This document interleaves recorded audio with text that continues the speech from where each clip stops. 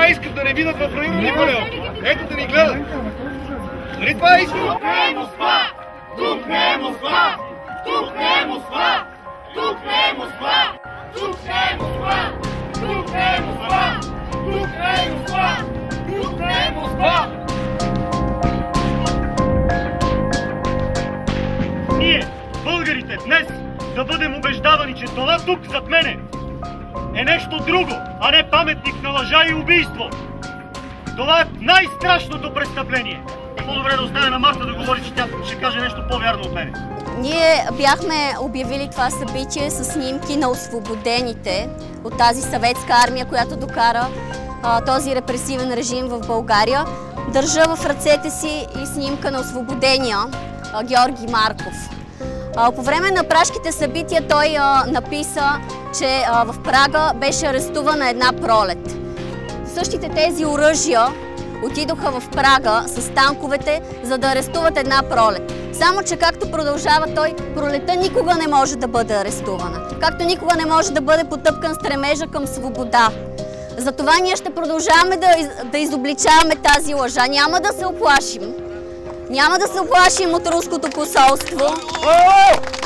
Ако ми дадете вашето доверие, аз ще бъда този депутат, който винаги ще е сред хората, който когато някой се опитва да го арестуват за това, че казва истината, аз ще изляза и ще го защитя. И ще бъда с вас. По примера на депутатите чешките, които така постъпиха, когато Давид Черни боядиса съветския танк в розово, и те излязоха оттам и го боядисаха те. Аз ще бъда този народен представител. Ще работя за това не само този паметник, ами всичките символи на тоталитаризма да отидат в музей, да проведем истинска лустрация и да осъдим отричането на престъпленията на комунизма.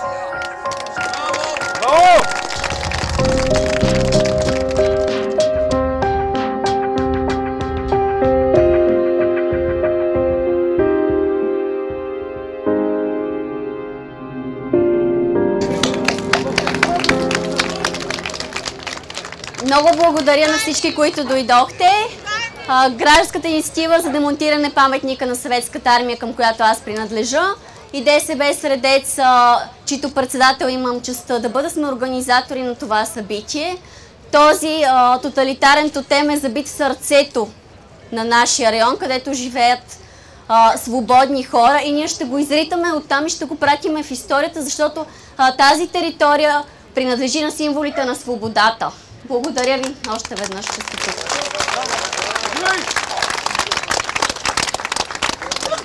Бих искал да кажа също, че Марта Георгиева, която говори преди малко, е единствения кандидат депутат, който открито заявява, че ще работи за това паметника да бъде демонтиран от Княжеската градина.